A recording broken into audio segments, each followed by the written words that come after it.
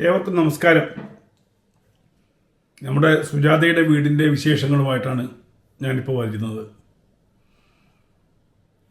4-5 ദിവസം മുമ്പ് വീടിൻ്റെ ചുമരുകൾ തീർന്നിരുന്നു. മുഴുവനായിട്ടില്ല എങ്കിൽ പോലും മെയിൻ ബിൽഡിങ്ങിൻ്റെ തീർന്നു. അടുക്കളയുടെ ഭാഗം കെട്ടിക്കൊണ്ടിരിക്കുന്ന സമയത്താണ് ഇതിൻ്റെ മേൽക്കൂര എങ്ങനെ പണിയും എന്നുള്ള ഒരു ചിന്ത വന്നത്.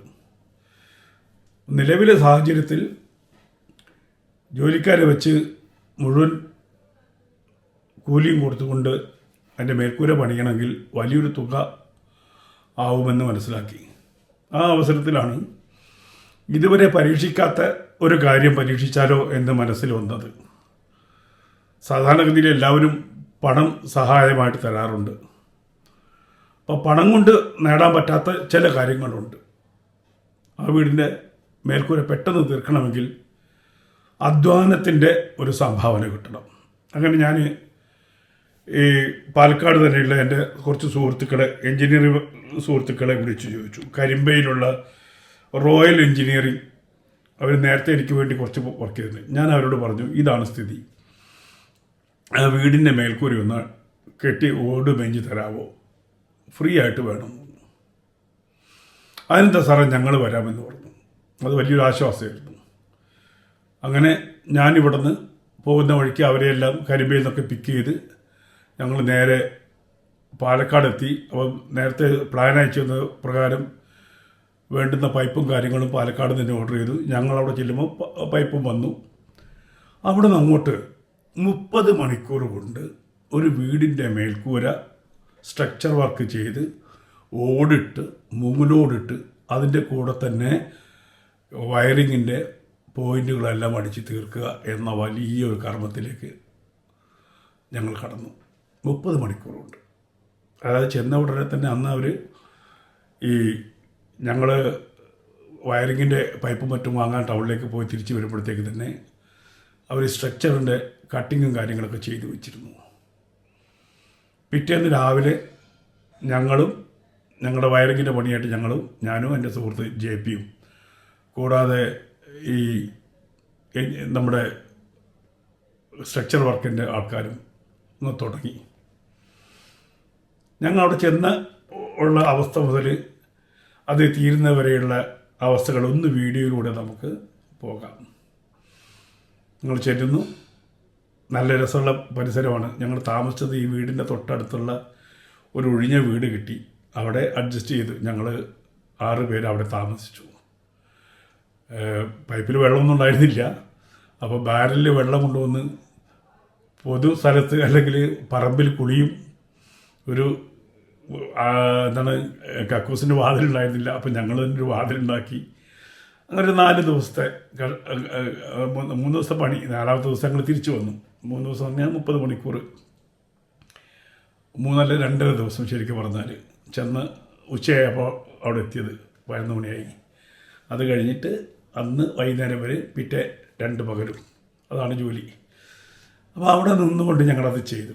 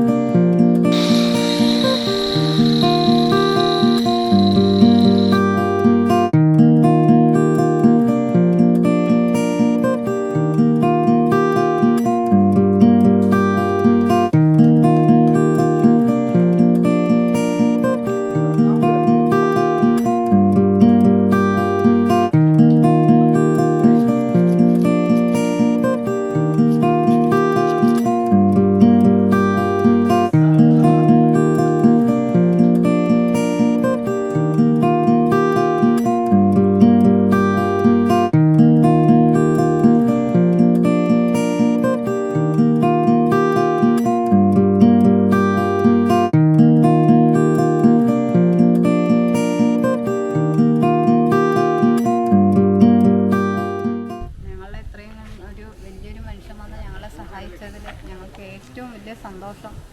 ഇത്രയും ഒരു ചെറിയ ഗ്രാമത്തിൽ ഇത്രയും വലിയൊരു മനുഷ്യൻ വന്ന് ഞങ്ങളെ സഹായിച്ചത് എല്ലാ ഏട്ടന്മാരും എൻ്റെ സഹോദരന്മാരും എല്ലാവർക്കും ഞങ്ങളുടെ നന്ദി അറിയിക്കുകയാണ്. ഞങ്ങൾ മനസ്സറിഞ്ഞ് ഞങ്ങൾ നന്ദി പറയാണ്. ഇതൊരു പുതിയ ആശയമായിട്ട് എനിക്ക് തോന്നുന്നു. കാരണം നമുക്ക് എല്ലാവർക്കും പണം കൊടുക്കാൻ പറ്റി എന്ന് വരില്ല, ചിലർക്ക് അധ്വാനം കൊടുക്കാൻ പറ്റും. അപ്പം ഇതിൽ തന്നെ ആ വീടിൻ്റെ ഫണ്ടായിട്ട് മൊത്തം വന്നത് 4,90,000 രൂപയാണ്. ഞങ്ങൾ പോയി സ്ട്രക്ചർ തീർത്ത് വരുമ്പോഴത്തേക്കും അത് 5,30,000 രൂപയിലേക്ക് എല്ലാ ചിലവും എത്തിയിട്ടുണ്ട്. അതിൽ സിംഹഭാഗവും കൂലിയാണ്. മെറ്റീരിയലിനേക്കാളും കൂടുതൽ കൂലി വരുന്നു. വളരെ ഇഴഞ്ഞാണ് പണി നീങ്ങുന്നത്. ഒന്നാമത്തത് മേൽനോട്ടത്തിന് ഒരാളില്ലാത്ത അവസ്ഥ അവിടെയുണ്ട്. ആ സ്ത്രീ ആണെങ്കിൽ ഒന്നും എട്ടും പൊട്ടും അറിയാത്തൊരു സ്ത്രീയാണ്, സാധാരണ സ്ത്രീയാണ്. അപ്പോൾ അവർക്ക് അവരുടെ നിയന്ത്രണത്തിൽ അവർക്ക് കണക്കോ കാര്യങ്ങളോ അറിയില്ല. അപ്പോൾ ഒരു എൻജിനീയർ ഇല്ല. അതിൻ്റെയൊക്കെ ഒരു കുറവ് അവിടെ വന്നിട്ടുണ്ട്, ബുദ്ധിമുട്ടുകൾ വന്നിട്ടുണ്ട്. അവിടെ ആർക്കും അങ്ങനെ കുറച്ച് ദൂരെയാണ്, ഉള്ളിലാണ്. അതിനൊരു മേൽനോട്ടം കൊടുക്കാൻ ആളില്ലാതെ പോയി എന്നുള്ളത് സത്യമാണ്. അതിൽ കുറച്ച് നഷ്ടം അവർക്ക് വന്നിട്ടുണ്ട്. വരുന്നവരൊക്കെ ഓരോ അഭിപ്രായം പറഞ്ഞ് കുറച്ച് ചിലവ് കൂട്ടുകയും ചെയ്തു. അപ്പോൾ ഇപ്പോൾ എന്തായാലും ഞങ്ങൾ അതിൻ്റെ മേൽക്കൂര മുഴുവൻ പണിത് കഴിഞ്ഞു, മൂലോടിട്ടു, പിന്നെ വയർ പോയിൻറ്റും ചെയ്തിട്ടു. ഇനി നമുക്ക് ചെയ്യാനുള്ളത് അതിൻ്റെ ചുമരൊന്ന് തേക്കണം, ഫ്ലോറൊന്ന് തീർക്കണം, കക്കൂസ് പണി തീർക്കണം. ഇത്രയാണ് അവിടെ ഉള്ള പണി. അത് കഴിഞ്ഞാൽ നമുക്ക് കയറിക്കൂടാം. പുറകിൽ അടുക്കള വശവും ഓടിടാനുണ്ട്. ഇത്രയും പണികൾ ബാക്കി കിടക്കുകയാണ്. ഇപ്പം നമ്മൾ ഓടുന്നത് ഏകദേശം 40,000 40,000 മേലെ എത്തിയിട്ടുണ്ട് കടം. കുറച്ച് കല്ലെടുത്തതിൻ്റെയൊക്കെ കാശിനി കൊടുക്കാനുണ്ടാവും. കടത്തിലാണ് ഇപ്പം പോയിക്കൊണ്ടിരിക്കുന്നത്. ആ പടവാകട്ടെ മറ്റൊരു ഇതേപോലെ സഹായനിധിയിൽ നിന്ന് തൽക്കാലമായിട്ട് നമ്മൾ കടമായിട്ടെടുത്തതാണ് 40,000 രൂപ. ബാക്കി ഇവിടുന്ന് പോകുന്ന കാര്യങ്ങളൊക്കെ നമ്മുടെ സെൽഫായിട്ടാണ് വഹിച്ചിരിക്കുന്നത്. അവിടെ താമസവും കാര്യങ്ങളും ഒന്നും അവരെ ആശ്രയിച്ചിട്ടേ ഇല്ല. ഞങ്ങളുടെ യാത്രയോ കാര്യങ്ങളോ ഒന്നും അവരെ ആശ്രയിച്ചിട്ടില്ല. അപ്പോൾ അധ്വാനം ആരെങ്കിലും ഇപ്പോഴും ഞാൻ അഭ്യർത്ഥിക്കണം, അവിടെ ആരെങ്കിലും ഉണ്ടോ തേച്ച് കൊടുക്കാൻ പറ്റുന്ന ഒരു 10 ചെറുപ്പക്കാർ വിചാരിച്ചാൽ മെറ്റീരിയലൊക്കെ ഞങ്ങൾ സംഘടിപ്പിച്ച് തരാം. അങ്ങനെ തേക്കാനും സിമെൻ്റ് ഇടാനും ഒക്കെ പറ്റുകയാണെങ്കിൽ വലിയ ഉപകാരമായിരിക്കും. മറ്റ് കാര്യങ്ങൾ പ്ലംബിങ്ങിൻ്റെ കാര്യങ്ങളൊക്കെ ഞാൻ ഒരു വട്ടം കൂടി പോകണം, അടുക്കളയുടെ പണി തീർക്കണം. അതെല്ലാം ഞങ്ങൾക്ക് ചെയ്യാൻ പറ്റുന്ന കാര്യങ്ങളാണ്. അത് 2 ദിവസം മതി ഞങ്ങൾക്ക്, അത് ഞങ്ങൾ പോയി ചെയ്തുകൊള്ളാം. പക്ഷേ ഈ തേച്ചുണ്ടാക്കുക എന്നുള്ള ഒരു പണി കുറച്ച് തേപ്പും സിമെൻറ്റും. അപ്പോൾ നിലവിലെ കൂലി കൊടുത്തുകൊണ്ട് അതെങ്ങനെ കംപ്ലീറ്റ് ചെയ്യാൻ പറ്റും എന്നില്ല. അപ്പോൾ അതുകൊണ്ട് പരമാവധി നിങ്ങളൊക്കെ ഒരിക്കൽ കൂടി അത് പൂർത്തീകരിക്കാനുള്ള സാമ്പത്തിക സഹായം, ആർക്കെങ്കിലും അധ്വാനം ഷെയർ ചെയ്യാൻ പറ്റുമെങ്കിൽ അധ്വാനം ഷെയർ ചെയ്യുക. ഇത് കേവലം ഒരു അഭ്യർത്ഥന മാത്രമല്ല, ഒരു അപേക്ഷയാണ്.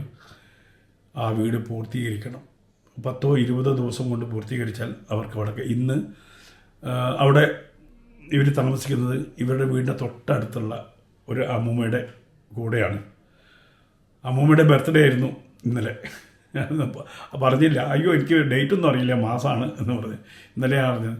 ആ അമ്മൂമ്മയാണ് ഇപ്പോൾ ഇവർക്ക് സഹായത്തിനുള്ളത്. ആ അമ്മൂമ്മയുടെ ഒരു വീട്ടിലെ, അതും കുഞ്ഞു വീടാട്ടോ, ആ കുഞ്ഞു വീടിൻ്റെ ഒരു ഓരത്തും ഫ്രണ്ടിലുമായിട്ടാണ് ഈ കുടുംബം കഴിഞ്ഞു കൂടുന്നത്. ഇവർക്ക് 3 പെൺകുട്ടികളാണ്, മിടുക്കികളായിട്ടുള്ള 3 പെൺകുട്ടികൾ. ആലോചിച്ച് നോക്കണം, 3 പെൺകുട്ടികളെ വളർത്തിക്കൊണ്ടുവരുമെന്ന് സാറേ. അവർക്ക് 12 വർഷം മുമ്പ് പഞ്ചായത്തിൽ നിന്നൊരു വീട് കിട്ടിയിരുന്നു. വീടല്ല, 3 സെൻറ്റ് സ്ഥലവും വീടും വയ്ക്കാനുള്ള പണം കിട്ടിയിരുന്നു. പക്ഷേ അതൊരു കാട്ടിന് നടുവിലാണ്. ഈ 3 പെൺകുട്ടികളെയും കൊണ്ട് അവിടെ ജീവിക്കാൻ പറ്റാത്തതുകൊണ്ടാണ് അവർ. അപ്പം 12 വർഷം കഴിയാതെ ആ ഭൂമി വിൽക്കാനും പറ്റില്ല. ഇങ്ങനെ ഗതികേട് അവർക്കുണ്ടായിരുന്നു. പിന്നെ ഭർത്താവിൻ്റെ കാര്യമാണെങ്കിൽ അവരുടെ കുടുംബനാഥനാണ് ആക്സിഡൻറ്റ് പറ്റിയിട്ട് സത്യത്തിൽ അവർക്ക് നിയമസഹായം ആരും കൊടുത്തില്ല. അതാണ് ഏറ്റവും വലിയ സങ്കടകരമായ അവസ്ഥ. അവർക്കൊരു നിയമസഹായം കിട്ടിയില്ലെന്ന് മാത്രമല്ല, 1 രൂപ പോലും കോമ്പൻസേഷൻ കിട്ടിയില്ല.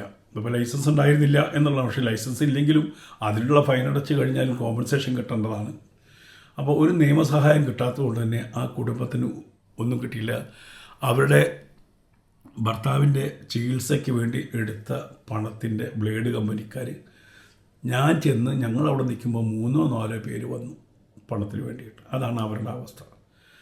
കയറിക്കിടക്കട്ടെ, എന്നിട്ട് പിന്നെ അവർക്ക് വരുമാനത്തിന് എന്തെങ്കിലും ചെയ്യാൻ പറ്റുമെങ്കിൽ നമുക്ക് ചെയ്ത് കൊടുക്കാവുന്നത് ചെയ്യാം. അപ്പം അതുകൊണ്ട് ഒരിക്കൽ കൂടി ഇനി ഞാൻ അപേക്ഷിക്കില്ല, ഒരിക്കൽ കൂടി ഞാൻ അപേക്ഷിക്കുകയാണ്, ദയവായിട്ട് 100 അവരുടെ അക്കൗണ്ടിലിടണം. ഇതൊരു അപേക്ഷയാണ്.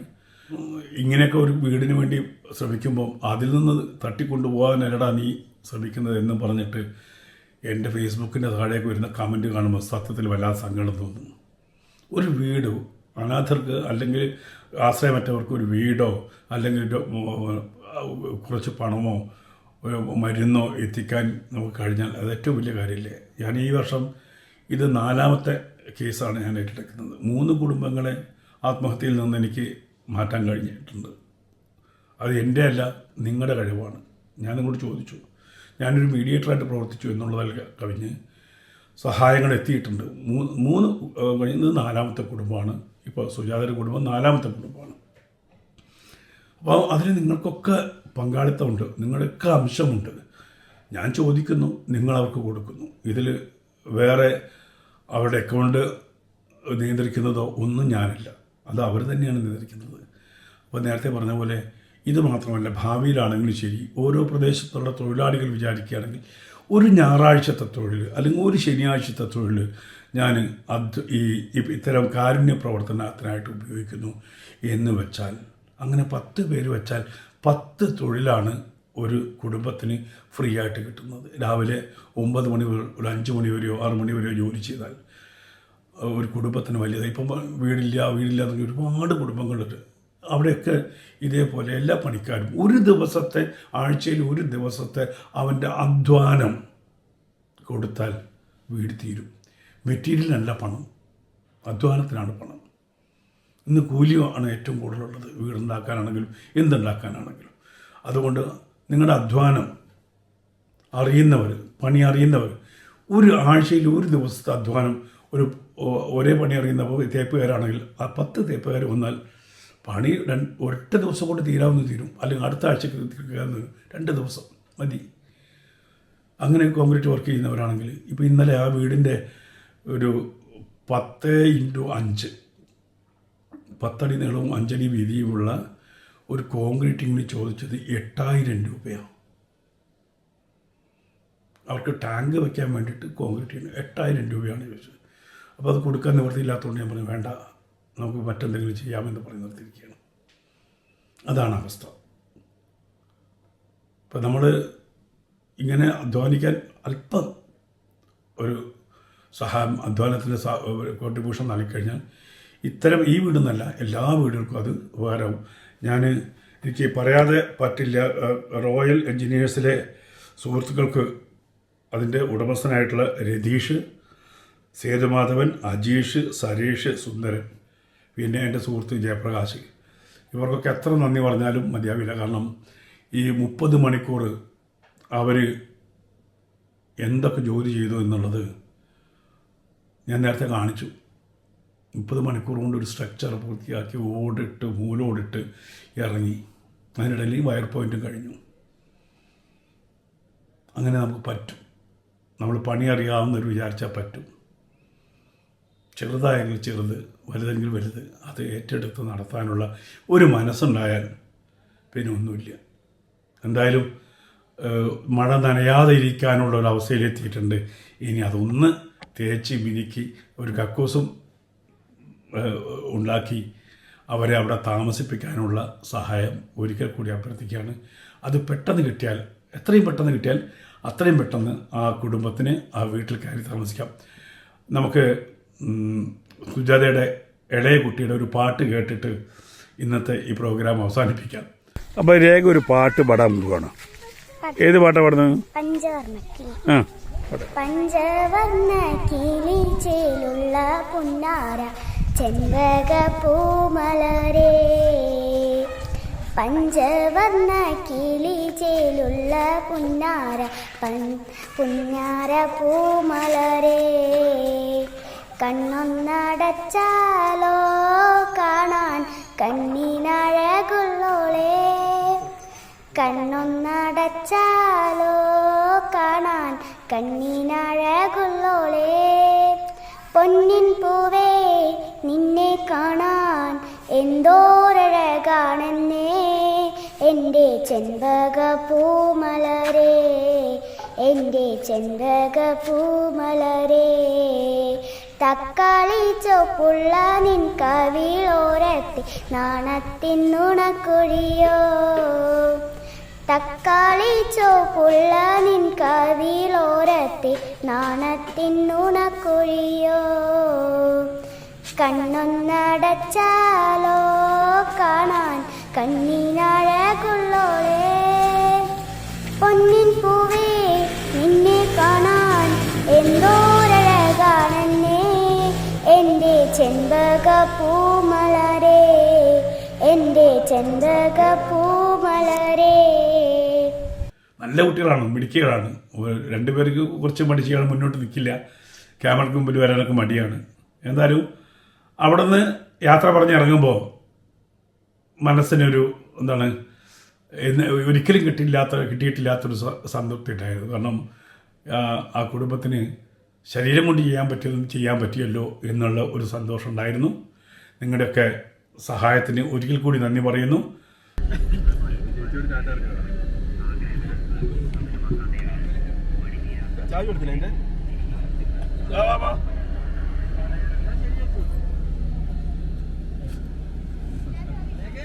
ക്യാമറ ഉണ്ടാ പാഞ്ഞ് ശരി തീർച്ചയായും